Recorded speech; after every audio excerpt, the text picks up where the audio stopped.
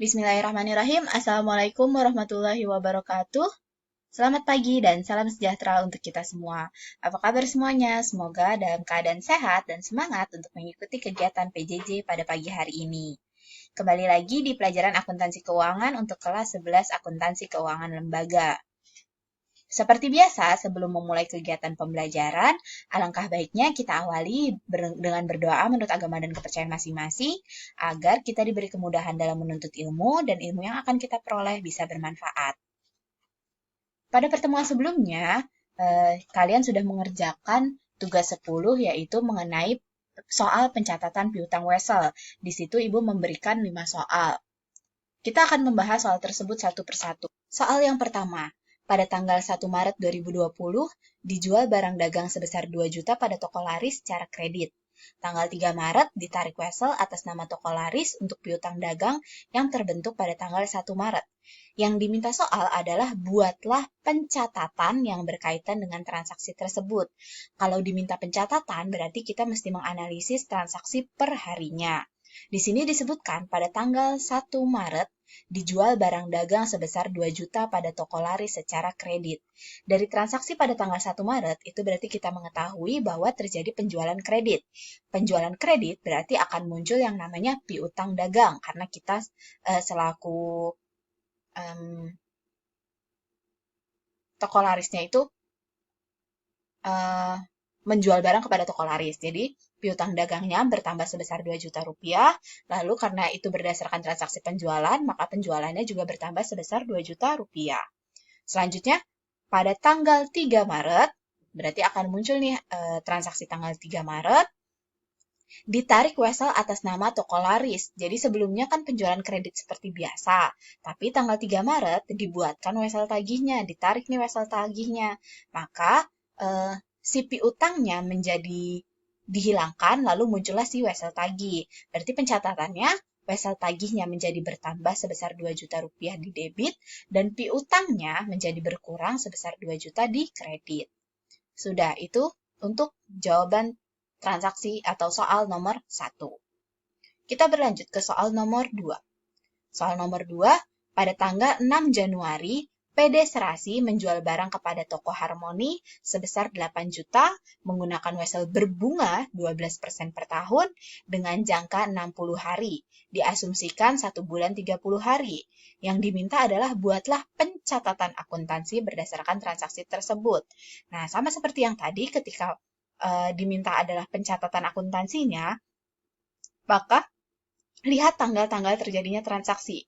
Tanggal 6 Januari, di sini PD Serasi menjual barang dagang, langsung menggunakan wesel berbunga. Berarti kalau yang di soal sebelumnya, kan pertamanya penjualannya kredit biasa, muncul piutang dagang, lalu ditarik wesel tagih, baru muncul wesel tagihnya. Nah, kalau di soal ini langsung menggunakan wesel, berarti tidak perlu nih pakai yang pertama seperti ini. Bisa langsung yang kedua kayak begini, yaitu pencatatan ketika penarikan wesel tagih atau pencatatan ketika penjualannya menggunakan wesel tagih. Jadinya, wesel tagihnya bertambah sebesar 8 juta rupiah dan penjualannya menjadi bertambah sebesar 8 juta rupiah. Lalu, di soal bilang nih diasumsikan 30 hari, jatuh temponya 60 hari. Berarti 60 hari sejak 6 Januari, anggap aja nih misalnya tanggal 5 atau 7 Maret gitu. Nah, ketika jatuh tempo, biasanya akan muncul 3 akun. Ini untuk wesel tagih berbunga biasa ya. Untuk kondisi tertentu nanti akan ada perbedaan pencatatannya. Nah, di sini karena tidak terjadi sesuatu yang aneh di soal, bisa langsung dilakukan pencatatannya, yaitu ada kas, pendapatan bunga, dan wesel tagih. Pertanyaannya kalau misalnya di sini belum diketahui nominalnya, berapa sih nominal yang harus diisi? Yang pertama, kalian bisa langsung isi dari wesel tagih, karena ini nggak perlu ngitung. Wesel tagihnya ini sesuai dengan nominal yang tertera di soal, yaitu sebesar 8 juta rupiah. Lalu bisa langsung ditulis nih, wesel tagih 8 juta rupiah.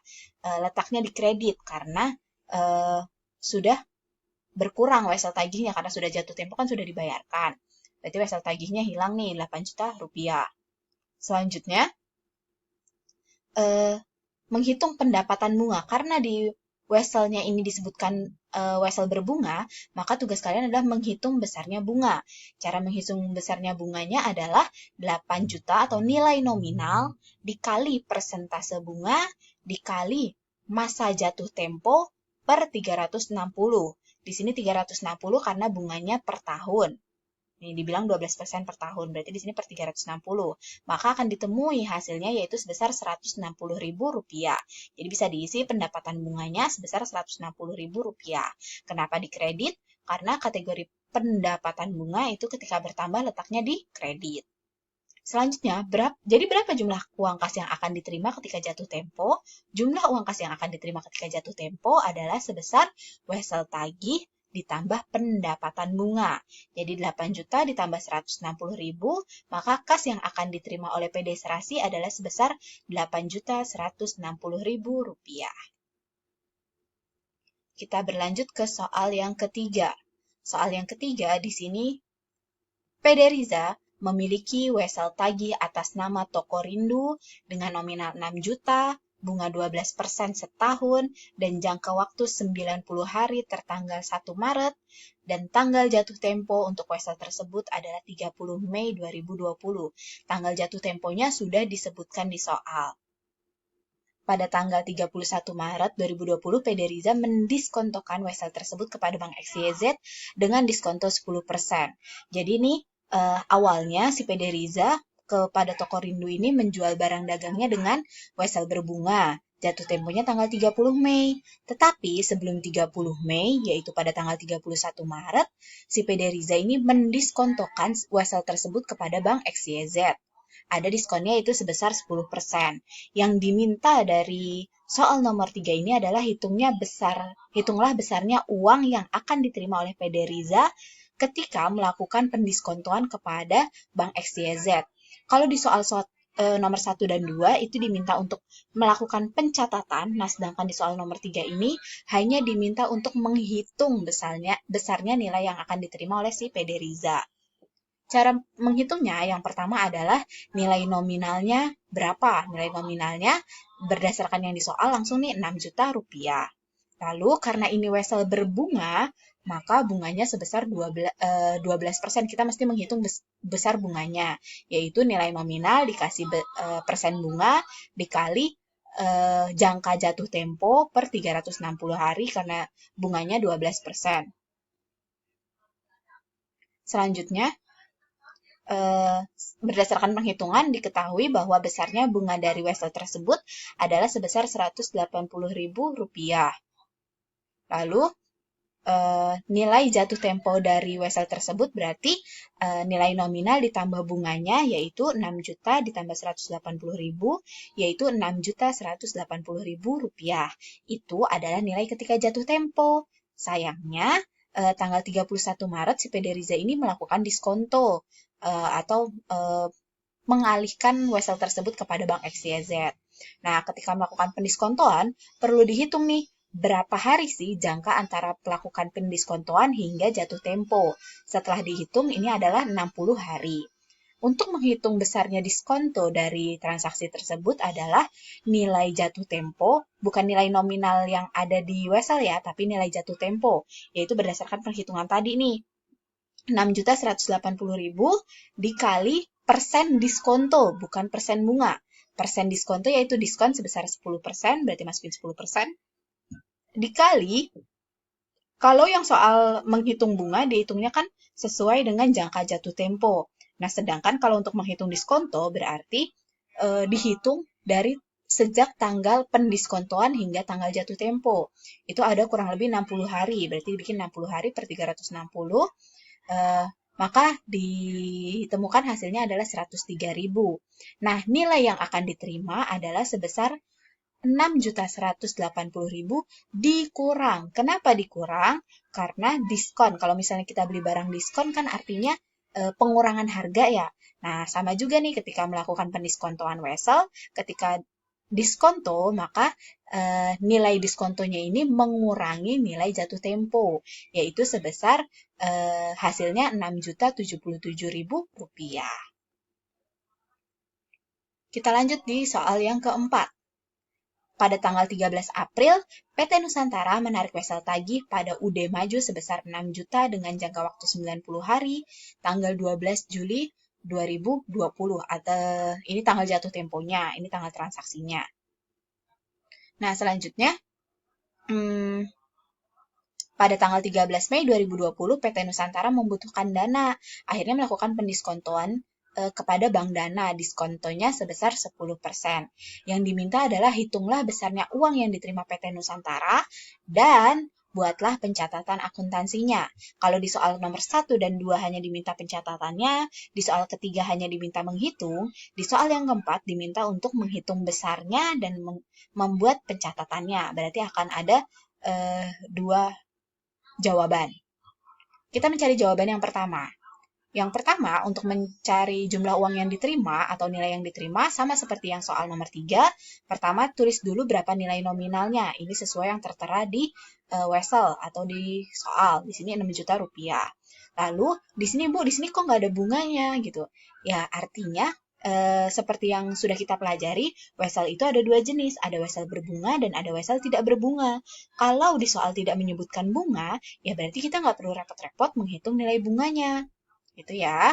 Nah, berarti bisa langsung menghitung diskontonya. Diskontonya berapa? Di sini dihitung sejak pendiskontoan, di sini kan tanggal 13 Mei nih melakukan pendiskontoan. 13 Mei sampai jatuh temponya tanggal 12 Juli. Maka di sini sampai 12 Juli. Dihitung deh nih ceritanya 13 Mei sampai 12 Juli. Kurang lebih dianggapnya 60 hari. Nah, nilai nominalnya karena tidak ada bunga, maka langsung nih 6 juta rupiah. Lalu persen diskontonya yaitu 10%, lalu dikali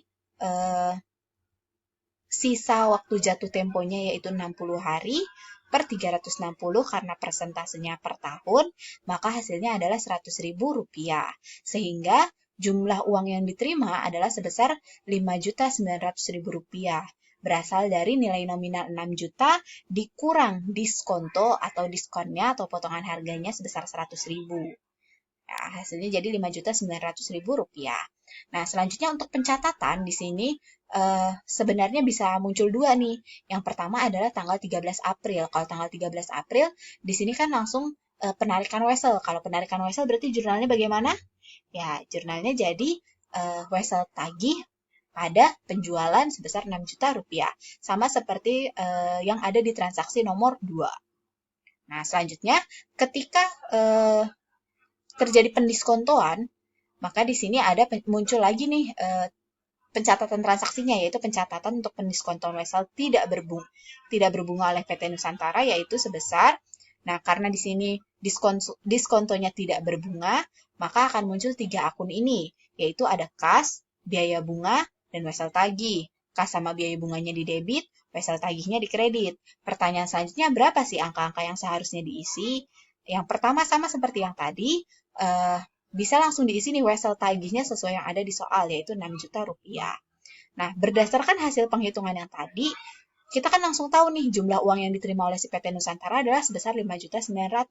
Berarti kas dari PT Nusantara akan bertambah. Kasnya bertambah di debit sebesar 5.900. Nah, kalau kayak gini kan jadi nggak balance ya. Kasnya 5.900, lalu wesel tagihnya 6 juta. Nah, selisihnya itu adalah 100.000 kan, 100.000 itu adalah besarnya diskon, yaitu biaya bunga sebesar Rp100.000. Ya, diletakkan di debit karena itu merupakan bagian dari biaya atau beban bunga. Nah, kalau seperti ini sudah balance deh, jadinya kasnya 5.900, biaya bunganya 100.000 di debit, lalu wesel tagihnya menjadi berkurang sebesar 6 juta di kredit, gitu. Karena si wesel tagihnya sudah didiskontokan kepada Bank Dana.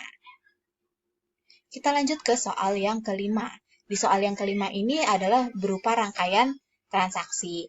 Nah, kalian untuk menjawab soal ini mesti sabar ya, kalian analisis satu persatu terlebih dahulu supaya tidak bingung ketika mengerjakannya.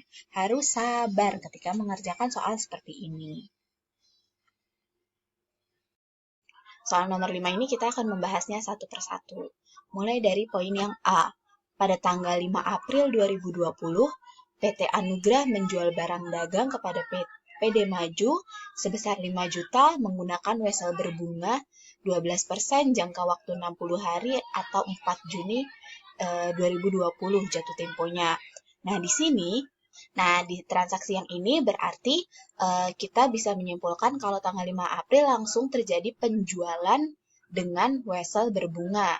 Kalau penjualan dengan wesel berbunga, pencatatannya adalah wesel tagih bertambah sebesar 5 juta dan penjualannya bertambah sebesar 5 juta. Ini jawaban untuk yang A, yaitu tanggalnya tanggal 5 April ya.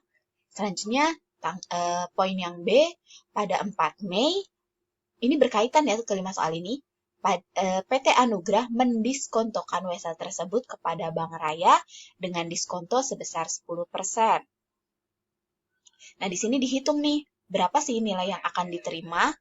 Nah, sama seperti soal sebelumnya, untuk menghitung besarnya diskonto, pertama kita harus tahu nilai nominalnya.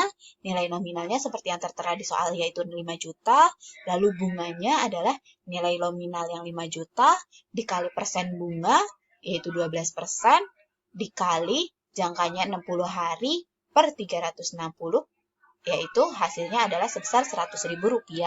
Sehingga diketahui nilai jatuh tempo dari wesel tersebut adalah sebesar 5 juta ditambah 100.000, yaitu Rp5.100.000. Selanjutnya menghitung diskontonya. Nah, untuk menghitung diskontonya, dilihat nih, tanggal dia melakukan diskonto yaitu tanggal 4 Mei. Jatuh temponya tanggal 4 Juni. Berarti dihitung nih dari 4 Mei sampai 4 Juni, anggap aja sebulan itu 30 hari.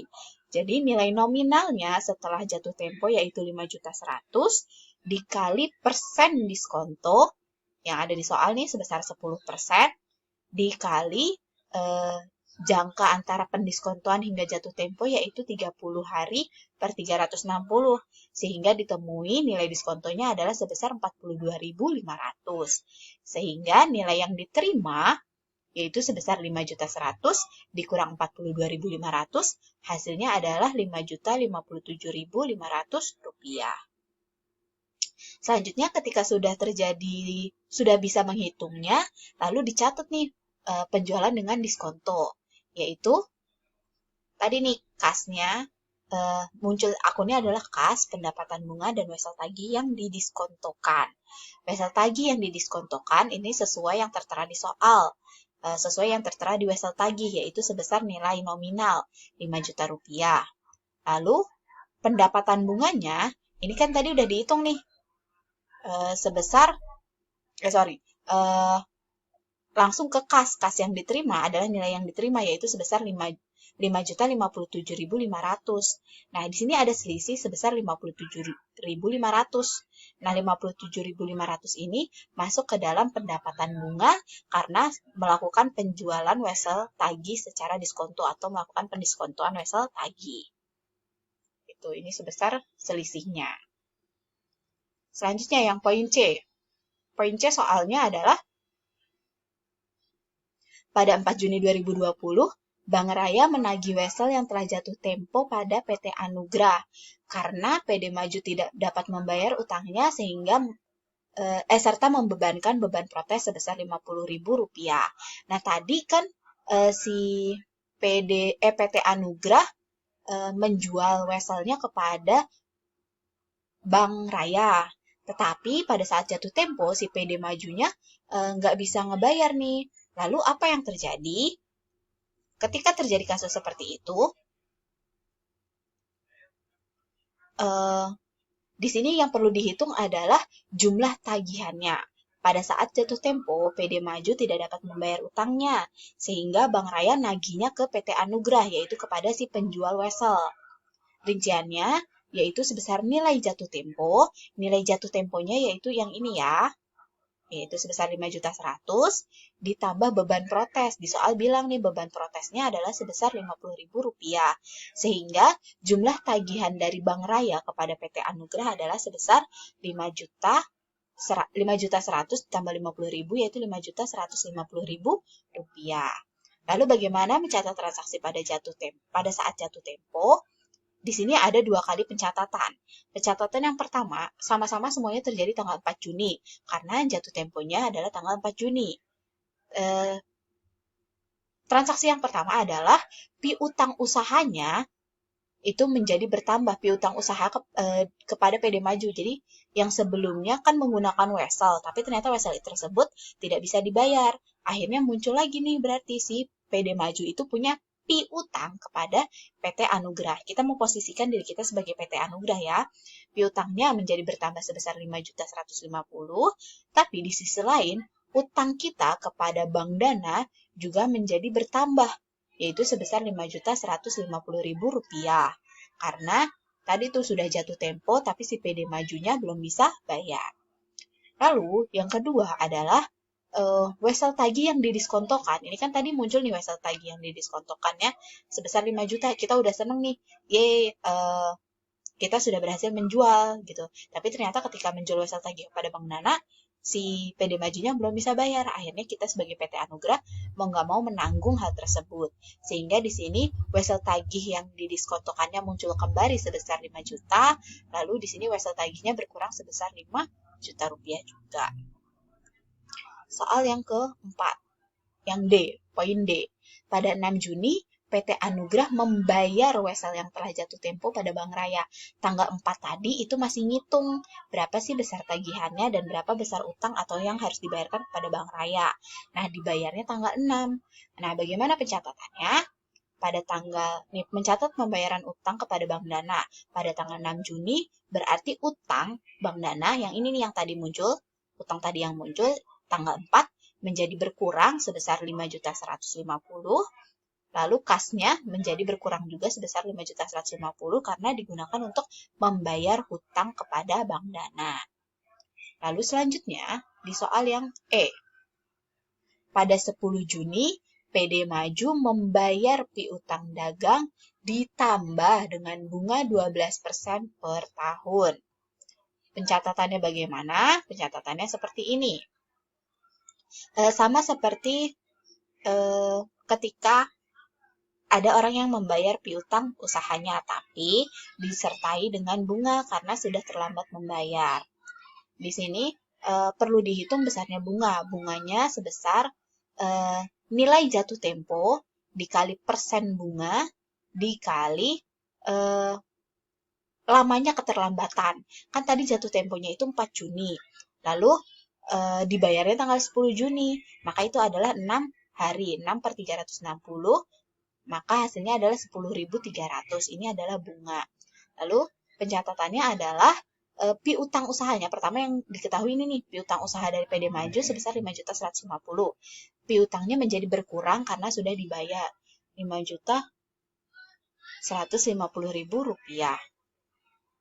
Selanjutnya pendapatan bunga, karena ini adalah pendapatan, maka letaknya di kredit bertambah sebesar 10.300. Jadi jumlah uang kas yang diterima PT Anugrah dari PD Maju adalah sebesar 5.150.000 ditambah 10.300. Maka hasilnya adalah sebesar 5.160.300 rupiah. Ya, itu tadi adalah pembahasan untuk tugas yang sudah kalian kerjakan pada pekan sebelumnya. Untuk soal nomor 5 ini memang agak sedikit rumit ya, tapi materi-materinya sudah Ibu sampaikan melalui video ataupun PowerPoint yang sudah Ibu share. Kalau kalian masih bingung, silahkan ditonton kembali dan difahami kembali. Juga karena ini kita, kalau bisa kalian sambil ngoreksi ya, jadi kalian tandai nih, mana hasil pekerjaan kalian yang salah, pakai tinta warna lain supaya kalian tidak mengulangi kesalahan di bagian yang sama. Kalau sudah paham, alhamdulillah, tinggal dipahami kembali, diingat-ingat kembali, supaya nanti ketika ada soalnya berubah sedikit, kalian tetap bisa mengerjakan soal tersebut. Gitu ya, dicukupkan untuk video pembahasan tugas kalian kali ini. Semoga bisa difahami. Kurang lebihnya mohon maaf. Terima kasih. Wassalamualaikum warahmatullahi wabarakatuh. Selamat belajar kembali.